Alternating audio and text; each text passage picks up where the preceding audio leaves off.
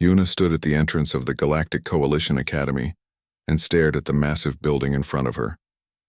The structure was 3 times larger than any building she had seen on Earth. Its walls were made of some kind of blue metal that seemed to glow in the alien sunlight.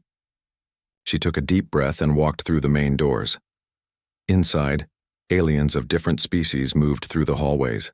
Some walked on 2 legs like humans. Others floated in the air or crawled on multiple limbs. Yuna tried not to stare, but everything was so new and strange. She clutched her datapad tighter and followed the directions to the Combat Training Division.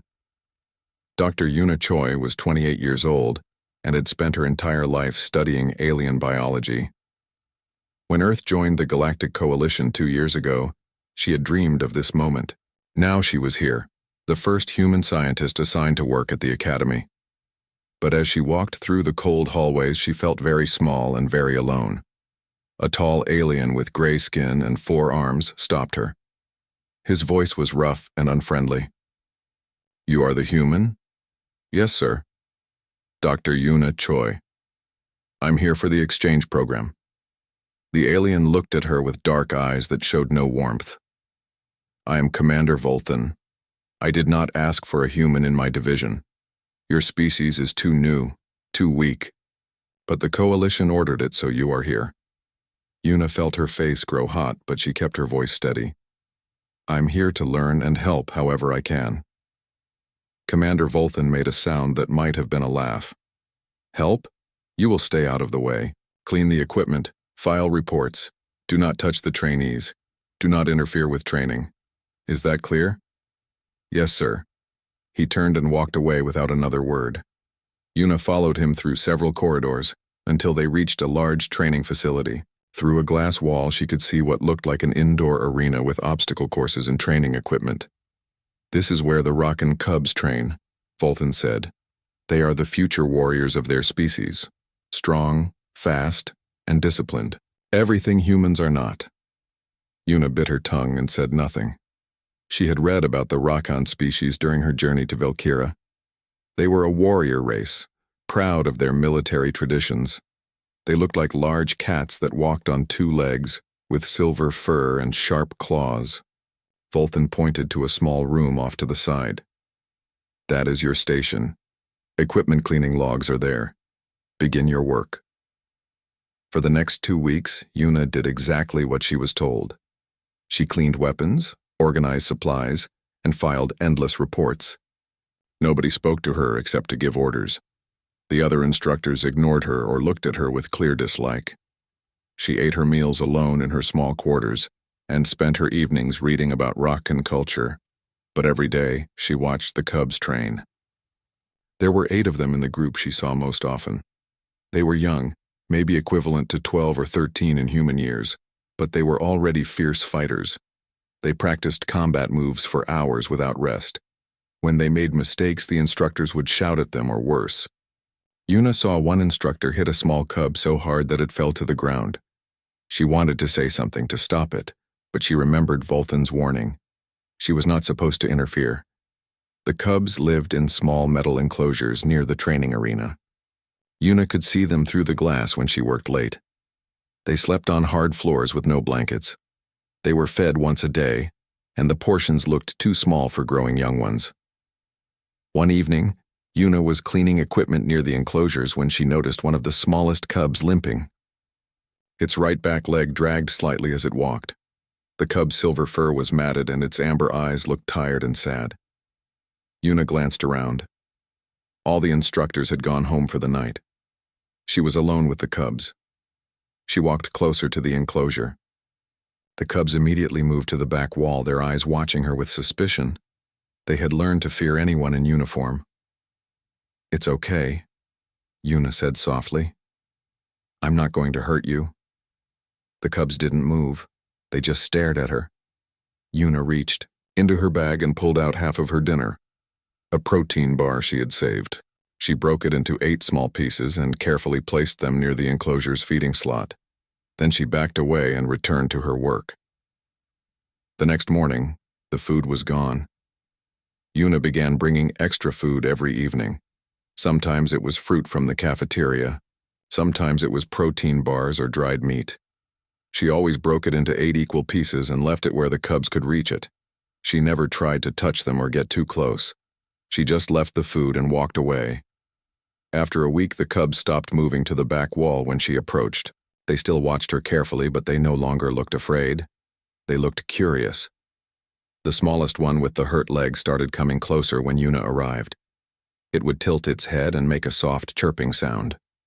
Yuna noticed that the other cubs seemed to protect this little one, always keeping it in the center of their group. "Your leg hurts, doesn't it?" Yuna whispered one night. She was careful to keep her voice gentle and low. "I wish I could help you." The cub blinked its large amber eyes at her. Yuna started paying more attention to each of the 8 cubs. She noticed their different personalities. The largest one was clearly the leader. He always ate last and made sure the others got food first. One cub was very curious and would watch everything Yuna did with intense focus. Another was playful, sometimes pouncing on the others even after long days of harsh training. One was quiet and cautious, always staying in the shadows. She began to think of them as individuals, not just trainees. In her mind, she gave them names. The little hurt one she called Hana, an old Korean name that meant flower. The big protective one was Taeyang, which meant sun. The curious one was Jiho. The playful one was Sora. 3 months passed this way. Yuna continued her boring work during the day and her secret feeding at night. The cubs began to recognize her scent. When she approached, they would move forward instead of backward. The smallest one, Hana, started making happy chirping sounds when Yuna arrived. One night, Yuna brought something different. She had spent 2 weeks synthesizing a healing gel in the laboratory, using components that should be safe for Rakan biology. She had also made a small splint from lightweight materials. She approached Hana's enclosure.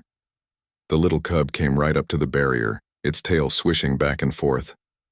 "I want to help your leg," Yuna said quietly. "But I need you to trust me. Can you do that?"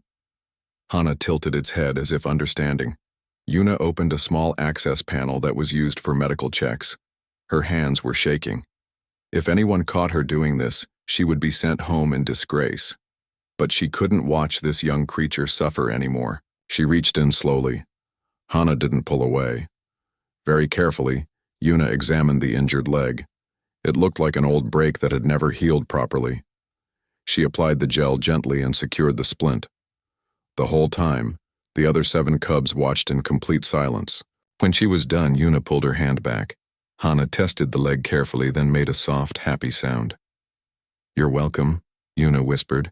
As she gathered her supplies to leave, all 8 cubs pressed against their enclosure walls, watching her go. For the first time since arriving at the academy, Yuna felt like she had done something that mattered. She didn't know that every moment had been recorded on security cameras. She didn't know that Commander Vultan was watching. The next morning, Yuna arrived at work feeling hopeful. She wanted to check on Hana's leg and see if the splint was helping. But when she entered her small workstation, she found it had been searched. All her belongings were scattered across the desk. Her medical supplies were missing. Her heart began to beat faster. Someone knew what she had done. She tried to work normally, but her hands shook as she cleaned the equipment. All day she waited for Commander Vultan to call her to his office. But nothing happened. No one said anything to her at all. That evening she went to check on the cubs as usual. To her relief, Hana still wore the splint. The little cub walked over to the barrier and pressed its nose against the glass. Yuna smiled despite her worry. "Your leg looks better," she said softly. Hana made the happy chirping sound. The other cubs gathered around, and Yuna saw that they were all looking at her with what seemed like expectation. She pulled out the food she had saved from dinner and divided it among them. As the cubs ate, Yuna sat down on the floor near the enclosure. She was tired from worrying all day. Without thinking, she began to hum a song her grandmother had taught her when she was young. It was an old Korean lullaby, simple and gentle. The cubs stopped eating. They all turned to look at her. Yuna kept humming, her eyes closed. The melody reminded her of home, of safety, of love. She missed Earth, she missed her family. She missed feeling like she belonged somewhere. When she opened her eyes, all 8 cubs were pressed against the barrier, completely still and quiet. They were listening. In their enclosure, where everything was hard metal and harsh lights, where they were trained only for fighting and war, they had never heard anything like this before. Yuna sang the words softly in Korean. She didn't know if they could understand any of it, but that didn't matter. The meaning was in the melody, in the gentleness of her voice. When the song ended, none of the cubs moved. They just stared at her with their big amber eyes. "Good night," Yuna whispered. "Sleep well." She returned to her quarters, not knowing that something important had changed. The cubs had recognized something in her voice, in her actions, in her scent, something their instincts understood even if their minds did not. This human was safe. This human was family. The next few weeks fell into a comfortable pattern. Every evening, Yuna would bring food, check on Hana's healing leg, and sing to the cubs. She learned more about each of their personalities. Taeyang, the largest, was indeed the group's protector. He always positioned himself between the others and any potential danger. When instructors came near, he would move forward while the smaller cubs stayed behind him. Jiho was incredibly smart. He watched everything with sharp attention. When Yuna worked on equipment, Jiho would observe her movements and seem to understand what she was doing. Minji was a fighter with a strong sense of fairness. Yuna had seen her share food with weaker cubs even when she was clearly hungry herself. Doyen was the quiet observer. He rarely made sounds, but his eyes missed nothing. Yuna felt like he understood more than he showed. Sora remained playful despite everything. Even after brutal training sessions, she would try to play with the others, pouncing and rolling. Hyun was cautious and gentle. He moved slowly and carefully, as if trying not to draw attention to himself. Minho was the rebel. He often refused commands and was punished more than the others. His fur had scars that showed he never learned to simply obey, and little Hana, who Yuna cared for most, was growing stronger. Her leg was healing. She could now run almost normally. One evening in her 4th month at the academy, Yuna was singing to the cubs when she heard footsteps behind her. She jumped to her feet, her heart pounding. A man in a human military uniform stood there watching her. He was older than Yuna, maybe in his 40s, with kind eyes and dark hair. "I'm sorry, I didn't mean to startle you," he said in Korean. "I'm Captain Sung Park. I work as a tactical advisor here." Yuna felt relief wash over her. Another human. "I didn't know there was another human at the academy. I work in a different division. I heard there was a scientist from Earth, but I haven't had a chance to meet you until now." He looked at the cubs, who had all moved to the back of their enclosure at his arrival. "I see you've made friends. They seemed so sad." "I wanted to help." Seong's expression grew serious. "Dr. Choi, you need to be careful. The Rakan instructors don't like humans interfering with their training methods. I've been hearing things. Commander Volthan is angry about something. Do you think he knows what I've been doing? I think he knows everything. This entire facility is monitored by security cameras." Yuna felt cold fear spread through her chest. "Then why hasn't he stopped me?" "That's what worries me," Sung said. "In my experience, when someone like Volthan waits to act, it's because he's planning something bigger than a simple reprimand. Please be careful." After Sung left, Yuna stood there for a long time, thinking. She should stop coming to see the cubs. She should protect herself and her career. But when she looked at them, especially at little Hana watching her with trusting eyes, she knew she couldn't abandon them. "I won't stop," she whispered to them. "Whatever happens, I won't stop." 2 weeks later, Commander Volthan made his announcement. Yuna was in her workstation when the facility-wide message came through. All personnel were required to attend a combat evaluation in the Grand Arena in 3 days. The evaluation would test threat response protocols and would be attended by high-ranking coalition officials. Several of the other instructors looked at Yuna when the announcement ended. They were smiling in a way that made her stomach feel sick. That evening, Shung found her again. His face was worried. "I checked the evaluation schedule," he said.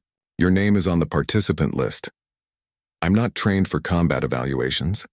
I'm a scientist, I know. That's why I'm worried. Volthan is planning something and you're part of it." Yuna went to see the cubs that night, but her hands shook as she gave them food. Hana pressed against the barrier and made a soft, questioning sound as if sensing Yuna's fear. "It's okay," Yuna said, trying to sound calm. "Everything will be okay." But she didn't believe it. The next morning, Yuna received her official orders. She was to report to the arena in 2 days for her evaluation. She was not to bring any weapons or protective gear. Just her standard uniform. She tried to find out more information, but no one would tell her anything. The other human staff members she contacted knew nothing. Sung tried to access the evaluation details but found them classified at the highest level. On the evening before the evaluation, Yuna went to see the cubs one last time. She brought extra food and sat with them for hours, singing every song she could remember. The cubs seemed restless.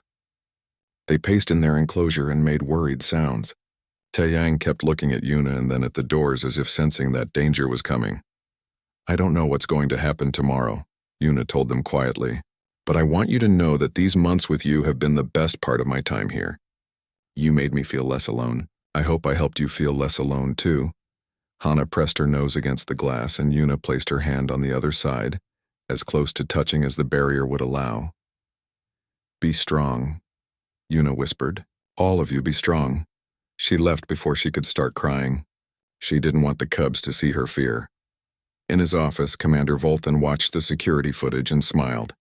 Everything was going according to plan. Tomorrow, he would prove once and for all that human weakness had no place in coalition military facilities. The cubs would do what they were trained to do and the human would finally understand her place.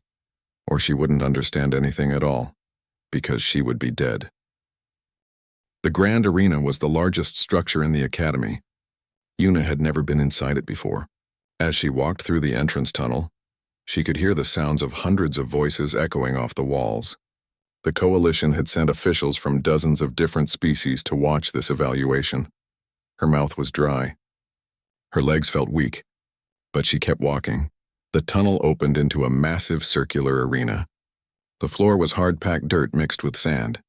Around the edges were obstacles and barriers like a training course. High above, in protected viewing boxes, sat the audience.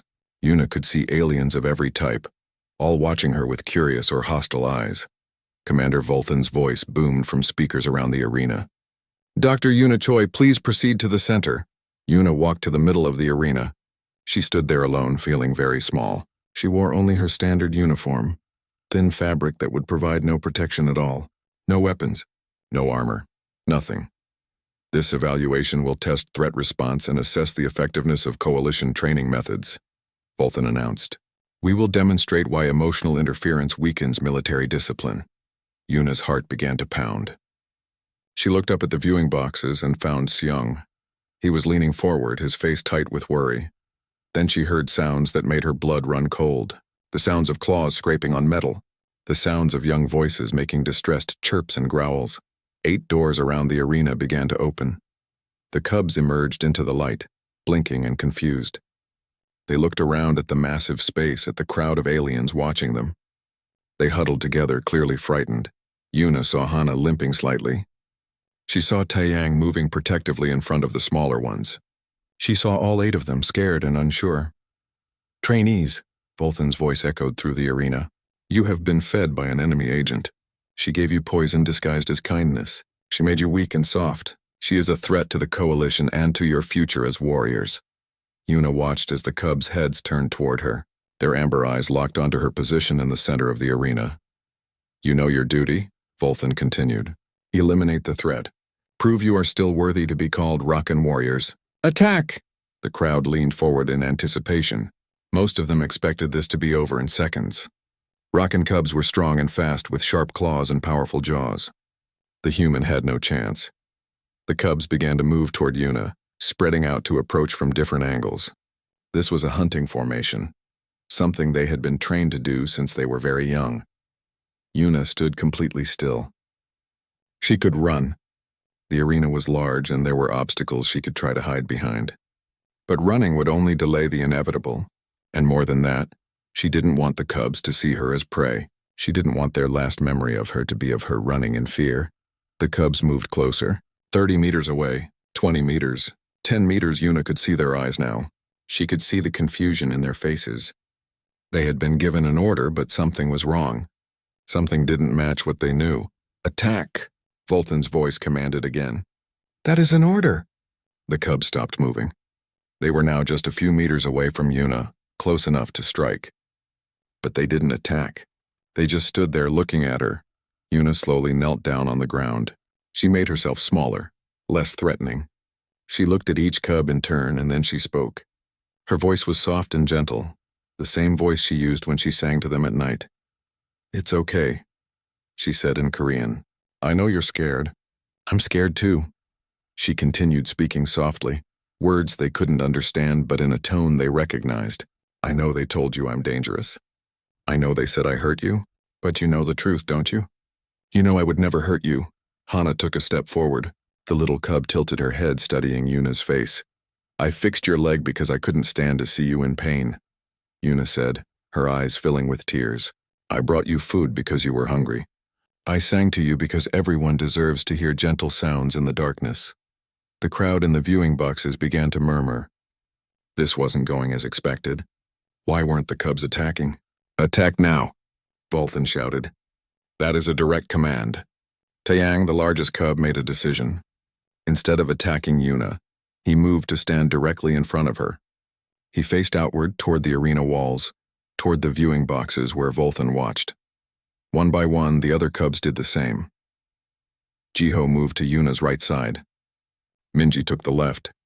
Doyen and Hyun positioned themselves behind her. Sora and Minho filled in the gaps. Little Hana, despite her hurt leg, pressed against Yuna's side protectively. The 8 cubs formed a circle around Yuna, facing outward. They bared their teeth and growled. But they weren't growling at Yuna. They were growling at everyone else. The arena erupted in chaos. Aliens jumped to their feet, shouting in dozens of languages. Some were angry. Some were amazed. Some were laughing at the unexpected turn of events. Commander Voltan's voice cut through the noise. "This is unacceptable. Guards, enter the arena and remove the human." Large doors opened and armed security personnel began to enter. They were Rakan adults, fully trained warriors with weapons and armor. The cubs saw them coming and pressed closer to Yuna. Their growls grew louder. Taeyang crouched low, ready to fight despite being less than half the size of the approaching adults. "No!" Yuna shouted, finding her voice.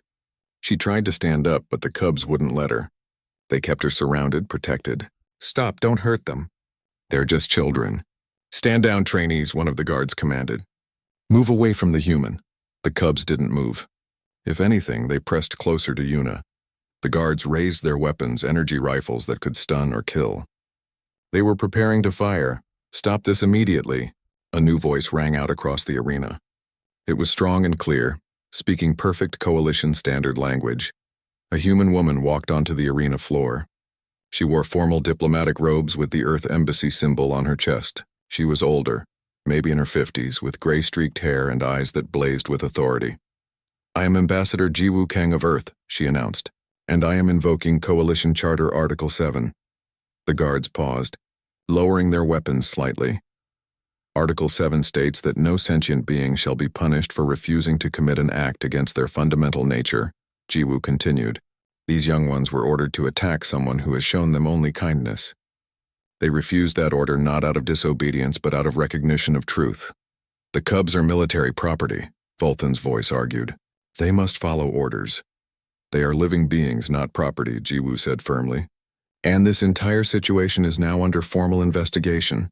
I am placing Dr. Yuna Choi under diplomatic protection, and I am requiring that these 8 trainees be removed from your custody immediately, Commander Voltan. You have no authority here." "Actually, I do. As of 10 minutes ago, I received emergency authorization from the Coalition High Council. They have been watching this evaluation, and they are not pleased with what they've seen." Captain Shung appeared at the arena entrance with a squad of neutral coalition peacekeepers. They spread out around the arena, establishing a security perimeter. Jiwoo walked slowly toward Yuna and the cubs. She moved carefully, showing no threat. When she was close enough, she knelt down as Yuna had done. "Dr. Choi, are you hurt?" "No, Ambassador." "But the cubs made their choice. A brave choice." Jiwoo looked at the 8 young Rakans surrounding Yuna. They chose protection over violence. They chose family over orders. That is not weakness. That is strength. Slowly, with Jiwoo's help, Yuna stood up. The cubs moved with her, maintaining their protective circle.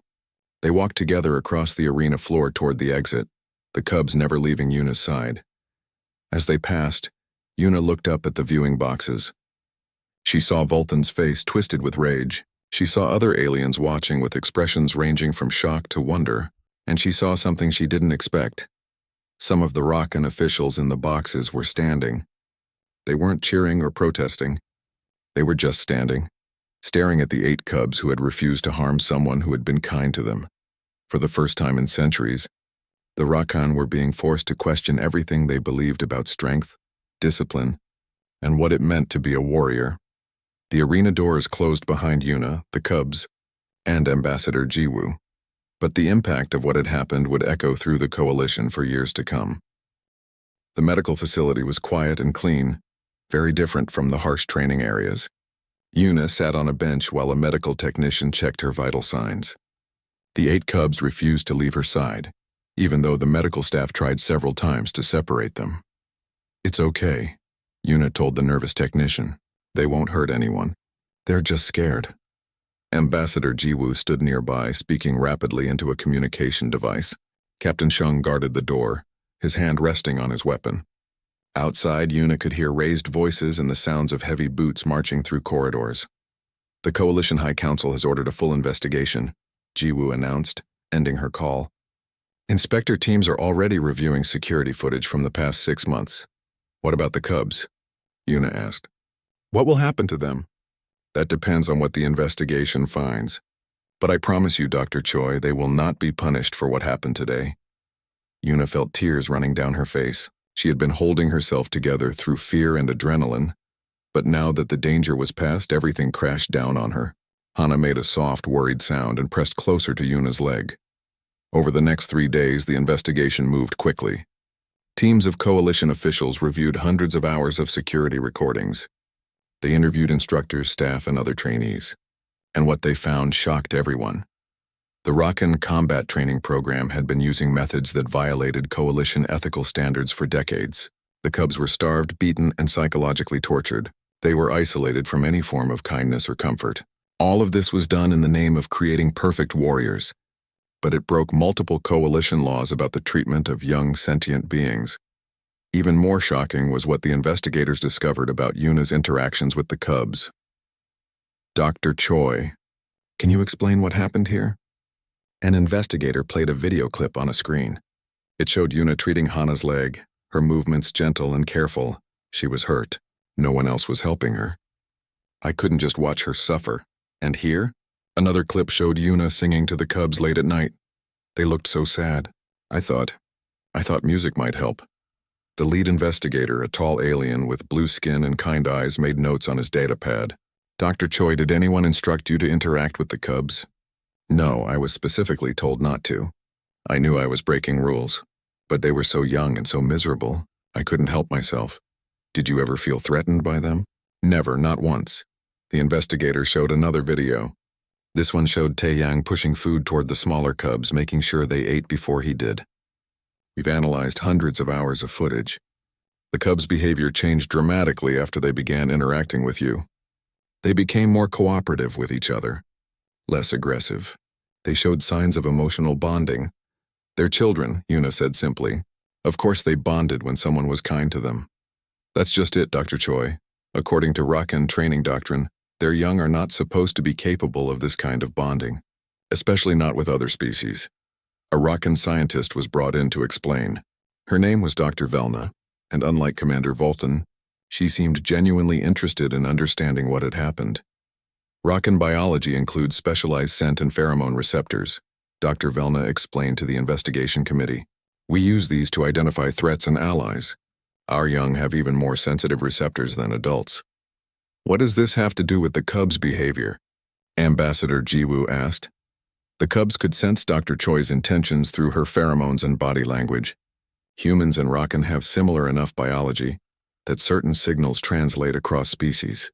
When she helped them, fed them, and sang to them, every signal her body sent out said, "Safe, family. Protect."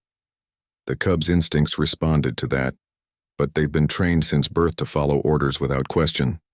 Another committee member said, "How could instinct override that conditioning?" Dr. Velna was quiet for a moment. "Perhaps the conditioning was fighting against their nature rather than working with it. Perhaps we Rockan have been doing this wrong for a very long time." The investigation expanded. Other Rockan military training facilities were inspected. More violations were found. The scandal grew larger every day. Meanwhile, Yuna stayed with the cubs in a secure facility set up by the Coalition. She was officially under protective custody, but really, she just couldn't be separated from them. The cubs became distressed whenever she left the room, and she found she felt the same way. Captain Seung visited daily, bringing news and supplies. "You're famous now," he told Yuna one morning.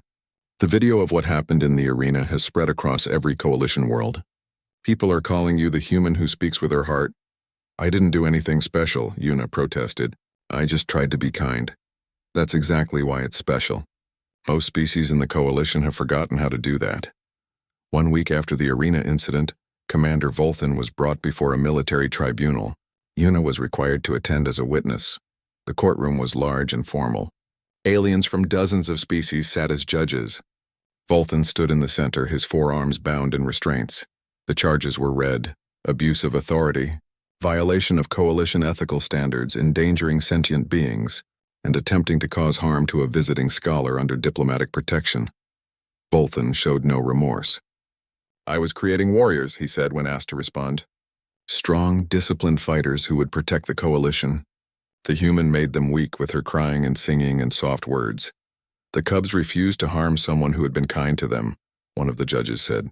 "That is not weakness. That is moral clarity. They disobeyed a direct order. They chose compassion over cruelty.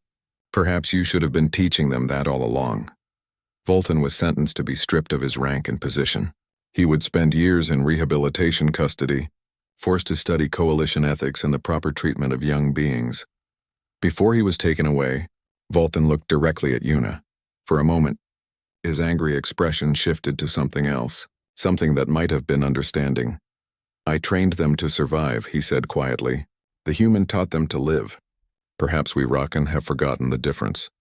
Then he was led away and Yuna never saw him again. The question remained, what should happen to the 8 cubs? Rakan officials wanted them returned to military training, but under new, more humane conditions. Coalition authorities argued they should be placed in civilian education programs. Human diplomats suggested they stay with Yuna for continued study. Ambassador Jiwoo called a meeting with all interested parties. The cubs were brought in, along with Yuna. This was the first time they had been in a room with so many Rakan adults since the arena. The cubs immediately moved to surround Yuna, protective and wary. "We need to decide their future," Jiwoo said, "but perhaps we should ask them what they want." Dr. Velna approached slowly, making herself look small and non-threatening. She spoke to the cubs in their own language, soft clicking and purring sounds. Taeyang responded, his young voice uncertain but clear. "What did he say?" Yuna asked. Dr. Velna's eyes were wet with tears. "He said they want to stay with their family." "He pointed at you when he said family." The room was silent. "Then that's what we'll do," Jiwoo decided. "Dr. Choi, how would you feel about expanding your research assignment? Instead of studying combat training, you would study interspecies bonding and child development. These 8 cubs would be your primary research subjects." Yuna looked down at the 8 young faces watching her with trust and hope. "Yes," she said without hesitation. "Yes, I would like that very much." Minho, the rebellious cub who had been punished more than any of the others, suddenly moved forward.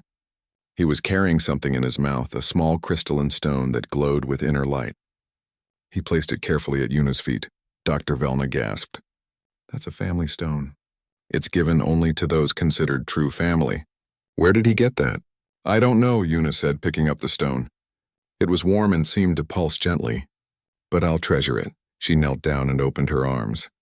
All 8 cubs pressed close, and for the first time since she had arrived on Valkyra, Yuna felt like she was exactly where she belonged. 6 months had passed since the arena incident, and the Interspecies Behavioral Research Center on Valkyra looked nothing like the harsh military facility it had replaced. Where there had once been combat training grounds, there were now gardens with soft grass and flowering plants. Where metal enclosures had stood, there were comfortable living spaces with windows that let in natural light. Yuna walked through the main courtyard in the early morning, watching as the 8 cubs played together. They weren't so small anymore. They had grown in the months of proper food and care, though they would always be young in her eyes.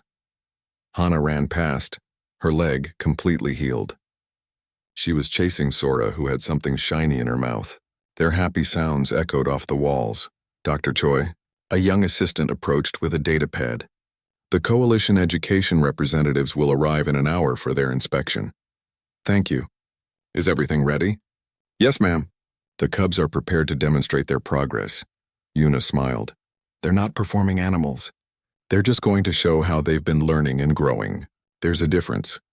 The research center had become famous across the Coalition. Scientists from dozens of species came to study what Yuna had created here. She had proven that young beings of any species thrived better with kindness than with cruelty. It seemed like such a simple truth, but for many warrior cultures in the Coalition, it was revolutionary. Captain Sung Park had accepted the position of Chief Security Officer for the center. He walked up to Yuna now carrying 2 cups of hot tea. You look tired, he said, handing her one of the cups. I was up late with Jiho. He's been having dreams about the old training facility. Nightmares? Sometimes. But he's learning to process them. Dr. Velna has been helping with traditional Rakan meditation techniques. They're actually quite similar to some Korean practices my grandmother taught me. Dr. Velna had become a regular visitor to the center. After seeing what Yuna had accomplished, the Rakan scientist had begun questioning her own species' traditions. Now she was working with Yuna to develop new training methods that combined Rakan discipline with compassionate teaching. The Coalition representatives arrived right on time. There were 5 of them, representing different member species. They walked through the center, taking notes and asking questions. In one room, they found Hana working with medical students from 3 different species. She was allowing them to scan her healed leg while explaining through a translator device what the healing process had felt like. Remarkable, one of the representatives said. She's teaching them about Rakan physiology while also learning about their medical techniques. In another area, Jiho was taking apart and rebuilding a complex piece of machinery while an engineering professor watched with amazement. How old is this cub? The professor asked.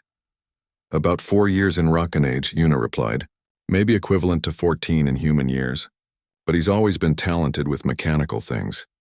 He just redesigned my entire propulsion theory, the professor said, sounding shocked. This would have taken my graduate students weeks to figure out. They found Taeyang in the training yard, but he wasn't fighting. He was teaching younger cubs from other families basic self-defense moves, but with an emphasis on protection rather than aggression. His students watched him with respect and affection. Minji had become interested in coalition law and spent hours reading legal documents. Doyen was studying art and had created beautiful paintings that decorated the center's walls. Hyun was learning music and could play several instruments. Sora was training to be an ambassador, learning how to communicate with different species.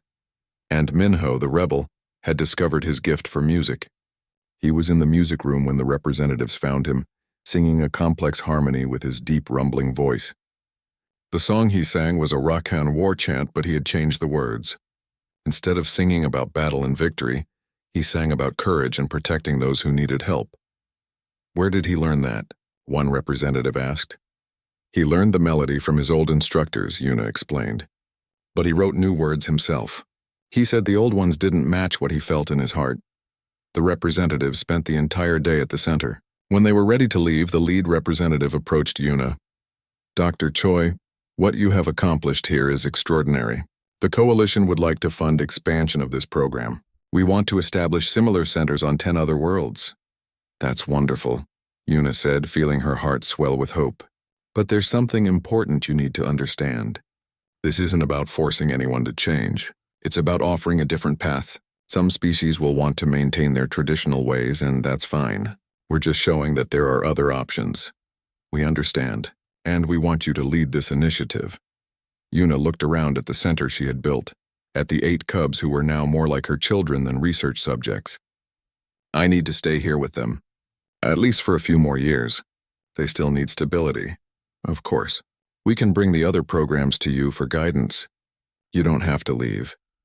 That evening, Yuna gathered all 8 cubs in the courtyard. She had done this every evening since the center opened. It was their special time together, when she would teach them songs or tell them stories or simply talk about their day. Tonight was different, though. Tonight she had visitors. Ambassador Jiwoo arrived with a delegation of Rakan officials. These were not military leaders but civilian government members and educators. They had come from the Rockin' homeworld to see what had become of the 8 cubs. The cubs tensed when they saw the Rockin' adults, old fears rising. But Yuna placed her hand on Taiyang's shoulder, and he relaxed. One of the Rockin' officials stepped forward. She was older, with silver fur that had started to turn white. "I am Elder Kessa," she said in Coalition Standard. "I have come to apologize." The cubs stared at her in surprise. "For generations, we Rakan have trained our young through pain and fear. We believed this made them strong. We were wrong." Elder Kessa's voice shook slightly. "These 8 cubs have shown us what true strength looks like. Strength is not just the ability to fight.